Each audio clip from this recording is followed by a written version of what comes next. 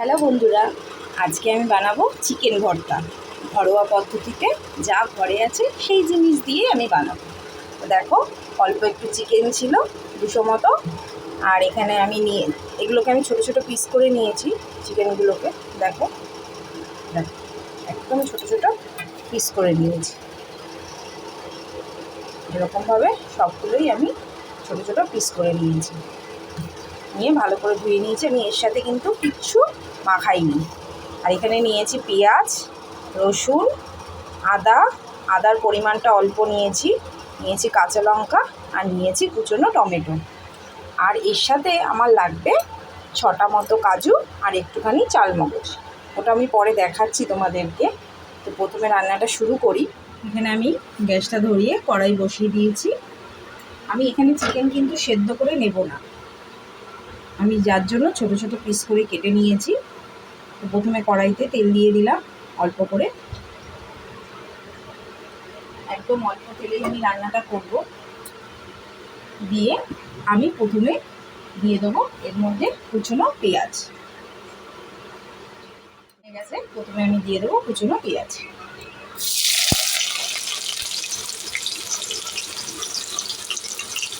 অনেকটা পরিমাণে পেঁয়াজ দিয়েছি আমি, 2 মতো বড় পেঁয়াজ দিয়েছি।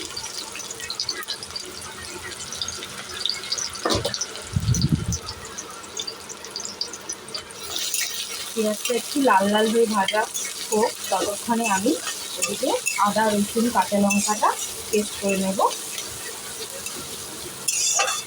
আর তার সাথে দিয়ে দেবো টমেটো। দেখো পেঁয়াজটা হালকা লাল লাল হয়ে এসছে। এই সময় আমি চিকেনগুলো দিয়ে দেবো। যেহেতু আমি চিকেনগুলো সেদ্ধ করিনি, তাই আমি হালকা একটু পেঁয়াজের সাথে সেদ্ধ দিই।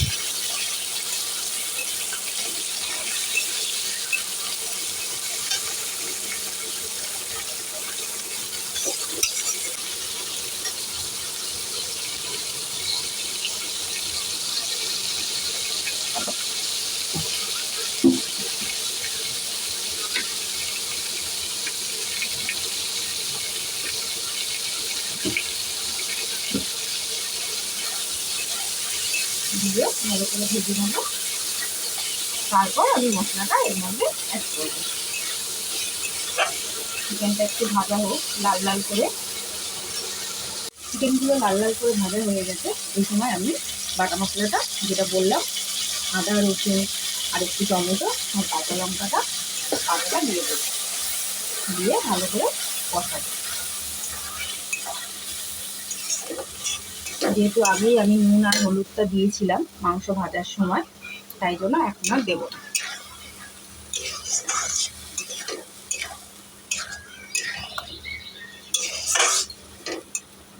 ভালো করে কষতে দেবো।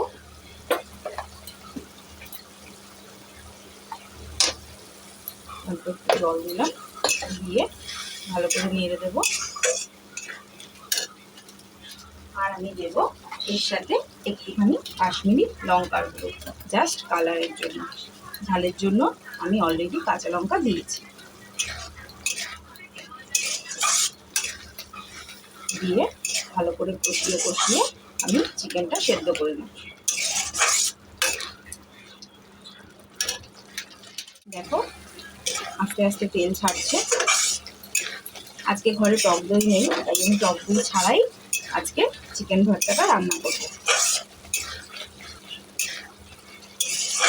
গ্যাসটা স্লো করে দেবো। এবার আস্তে আস্তে চিকেনগুলোর মধ্যে মশলাগুলো ঢুকবে। আমি আগেই বলেছিলাম যে আজকে একটু অন্য রকম পদ্ধতিতে আমি চিকেন ভর্তা রান্না করব। ততক্ষণে আমি তোমাদেরকে অন্য যেটা নেব আরও কাজু আর চালমগজ, এটা আমি দেখো কাজু আর চালমগজটা নিয়ে নিয়েছি। এটা আমি একটুখানি জলে ভিজিয়ে রেখে তারপর বেটে নেব।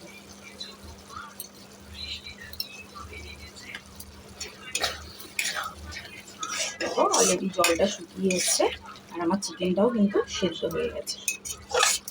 দেখো ভালো করে কষে গেছে। এবার আমি কাজু আর চালমগজ বাটাটা দিয়ে দিলাম। দিয়ে ভালো করে আমি এবার আবার মিশিয়ে নেব। এবার একটু আবার কষতে দেবো 5 মিনিট মতো। লো ফ্লেমে আবার কষতে দেবো। দেখো 5 মিনিট মতো কষিয়ে নিয়েছি। এবার এর মধ্যে দেব আমি অল্প করে একটুখানি গোলমরিচ,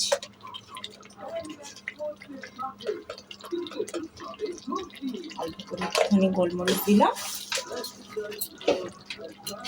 আর স্বাদের জন্য দেব মিষ্টি, দিয়ে ভালো করে আবার নেড়ে দেবো। চিকেন ভর্তা রেডি হয়ে গেছে। এবার ধনেপাতা দিয়ে নামিয়ে দেবো। দেখতেই পাচ্ছ এবার কতটা তেল ছেড়ে এসছে।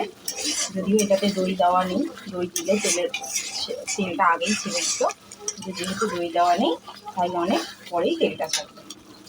দেখো এবার ধনেপাতা দিয়ে নামিয়ে নেব। আমাদের ভর্তা রেডি হয়ে গেছে। এটা রুটি পরোটা দিয়ে খেতে খুব ভালো লাগবে। তো তোমাদের রেসিপিটা কেমন লাগলো অবশ্যই কমেন্টে জানিও।